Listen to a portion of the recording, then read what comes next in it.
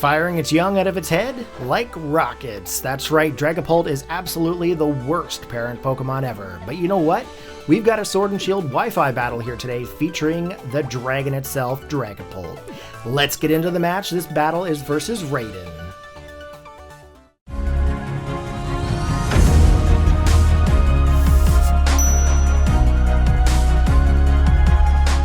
Alright guys, here we go. Let's get into this battle versus Raiden.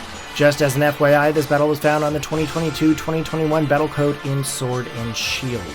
So we are going to start off with this battle here. We're going to see Raiden lead off with a Mew. Now, as you guys know, Mythicals have been allowed into the Series 13 battles here, so Mew is now coming into the battle. We've got a Landorus onto our side here, which is going to get that Intimidate off. Definitely not something that you're going to need to do up against Mew. Mew's going to go in for the taunt here, thinking that maybe we're going to go ahead and set up the Stealth Rocks, but you know what? We've got U-Turn. And U-Turn is going to be super effective onto that Mew based on the fact that it is a bug-type attack. Unfortunately, the red card ejects us here, and it's just going to automatically force us out to another Pokemon, so we don't actually get to select what we choose. So here we are, we're back into the match, this time with Tapu Koko, and we're going to get that Electric Surge set up here onto the field. Now with the Electric Surge, of course, we could go for the obvious Thunderbolt. However, we do have U-Turn here as well. There's no entry hazards, and U-Turn is super effective onto Mew because of that typing. So the Tapu Koko is going to go back to our team, and in comes Mandibuzz. Now Mandibuzz is going to be one of those awesome Pokemon to use. Definitely good for things such as like Defog. However, I don't really think about Defog when I do my battles. I put them on my team, but I never really think about using that attack. So there is already currently entry hazards onto the field. They're going to swap out the Mew, go into the Rotom Heat, which is definitely a good play because obviously I'm going to go for my foul play here. Not really much I'm going to do here with the Mandibuzz. I don't really want to get hit with a Thunderbolt. We're just going to swap out. We're going to go into the Landorus. Now Landorus, of course, is going to get those entry hazard damage. So, you know, Stealth Rocks is going to take away some health here. The Rotom, of course, was going to go in for that Volt Switch, but because we have a Ground-type Pokemon out onto the field, he can't do squat. So now I realize I can't really do squat because this is one of those Landoruses that you're going to use for Elite, so it doesn't really have a whole lot of options to really go by here. So anyways, he's going to go with the Overheat, which is actually going to do some serious work onto my Landorus. I'm just going to go for that U-Turn because I really can't do anything at this point. Just as an FYI, this team was actually just chosen completely at random. It was a rental team. I went on to a Discord chat, found a bunch of rentals, and this is the first time using it. So in comes our Dragapult. Now Dragapult is one of those really cool dragon Pokemon that you've seen a lot of when Sword and Shield first came out.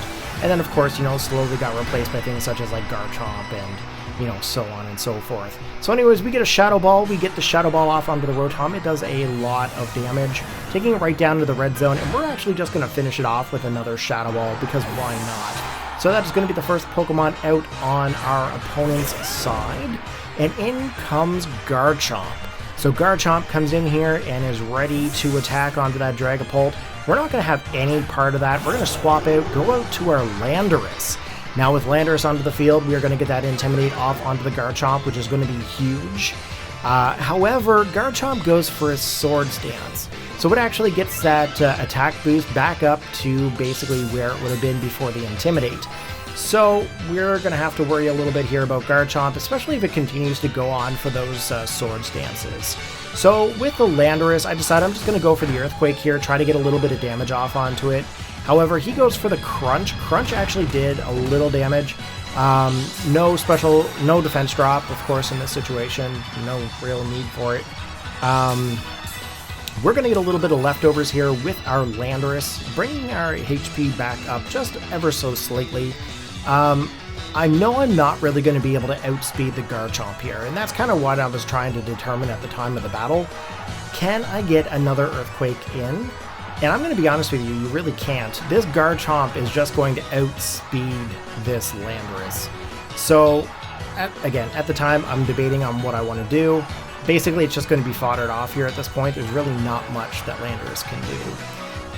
Probably should have sped this little part up, but I definitely like the background. If you guys can see the battle, my Snowpoint Temple boards and my Discord server are in the background. Be sure to check those out, guys. And if you get a little bit closer into the backdrop, you'll see that the trainers in the background are actually cheering for me with a custom poster board. So here we go. Landorus is out. Back in comes the Dragapult. Now, my Dragapult, of course, has the Draco Meteor. Now, if you guys know about Draco Meteor, it is an extremely powerful special attack move. So here we go. We're getting the Draco Meteor off onto the Garchomp. That is going to be super effective and just going to one-hit knock out that Garchomp. So no more threat of Garchomp here in this battle. So Garchomp now down and out. In comes the Rillaboom. Now, of course, Rillaboom is going to go ahead and set up the Grassy Surge, basically making it a priority if he uses the Grassy Glide, or also as well, it's going to gain some health back onto both parties every turn. So I'm going to swap out my Dragapult because I don't really want to get hit by a knockoff. Bringing in the Mandibuzz. Now, Mandibuzz, of course, is a very bulky Pokemon, and with those heavy-duty boots, of course, it doesn't get any kind of damage from those rocks. So with the Mandibuzz here into the field, we're going to go for that U-turn here. And U-turn is going to be effective onto the Rillaboom. However, our opponent actually swaps out the Rillaboom, goes into a Toxapex. Now, Toxapex is a very bulky Pokemon. It's got iron, I think it's Iron Barbs, is it? Anyways, I can't think of what the ability would be, but anyways, it does have a Rocky Helmet. We get some damage there, of course, going into it with a physical attack. We swap out. We're going into the Victini. Now, Victini, of course, is my mythical Pokemon of this match. So, Victini does have the capability of doing like a Volt Strike or a Max Lightning. We're actually going to go in for the Dynamax here and basically try to live a couple of hits while we dish out our own hits. So here we go with the Dynamax, and we've got a gigantic Victini onto the field. Definitely an awesome Pokemon. I believe it's referred to as the Victory Pokemon, as you can see the V in its head shape. Here we go with the Max Lightning. Max Lightning is going to hit onto that Toxapex. Takes it down to about half damage. And of course, we're setting up the Electric Surge there onto the field there once again. So he's going to go in for the Scald. Scald, of course, should be doing some damage off onto the Victini, but because we are Dynamax, it does very little. So he's going to swap out the Toxapex, go back into the Mew, and we're actually just going to go right back in for that Max Lightning here. Max Lightning, of course, hitting onto that Mew, just knocking it out. So I'm going to be honest with you guys, I haven't really used Victini a whole lot just because it hasn't really been available in previous generations as much. So I'm actually really excited to bring this Victini into this battle here. He's going to go back into the Rillaboom, and of course, you know, the obvious is the obvious. It's going to go for the Max Flare here to be able to combat that Rillaboom. Rillaboom, however, is going to go for its Gigantamax. So we're going to see a Gigantamax Rillaboom here onto the field playing some percussion instruments. As you can see there, it's got its drumsticks in its hand. Pretty cool Pokemon. I definitely like that Gigantamax. However, I'm kind of curious how they move around, you know. I don't really understand how it's sitting there, but that's alright. So we're going to go in for the Max Flare. Max Flare does a lot of damage here, and it actually is almost close to knocking him out, which would have been epic, by the way. So we actually have some Harsh Sunlight onto the field here, which will actually hurt the Toxapex later on if it tries to go for a Scald. It's just going to weaken that Scald attack. So we take some damage in from the Rillaboom, of course. We get a little bit of HP back from the Grassy Surge. And then, of course, we are now out of Dynamax terms, so we get back to the regular size Victini. But that Victory Pokemon is going to be able to hopefully attack next turn. He's going to actually lose his last two turns there with the Rillaboom. Probably a smart idea to a point. However, he's going to go into his Toxapex here. And I believe he's just going to take that V-Create. And that's a really cool animation, that little V popping up behind his head. Pretty cool. So that Toxapex actually gets a lot of damage taken by that move. And unfortunately, we actually get knocked out with some retaliation from actually physically damaging that Toxapex. So we are going to come in with the Tapu Koko here. We're actually going to take out the Grassy Surge We're going to set up the Electric Surge here now, and of course, that means no more priority right now if Rillaboom were to come in. However, Rillaboom's just going to set it up anyway, so we are going to go in for that typical Thunderbolt from a Tapu Koko here, and that is going to be enough to pick up the knockout on that Toxapex. So Toxapex down and out. We've got 4 Pokemon out on our opponent's side.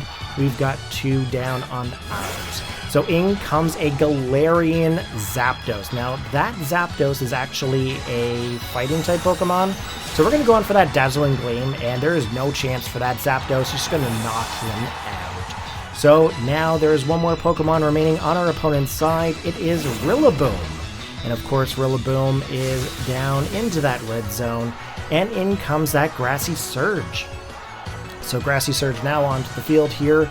We are actually going to go in for the U-turn here. He's going to go for the Grassy Glide, and that is actually going to do a ton of damage knocking out that Tapu Koko. So now Rillaboom, of course, getting a little bit of HP loss from a Life Orb, I believe. And we are going to bring in our last Pokemon here. Now he's going to get a little bit more health there this turn. We're going to go back into Dragapult here, and of course Dragapult has the Flamethrower attack. So that is going to be super effective onto the Rillaboom, and that is going to be game.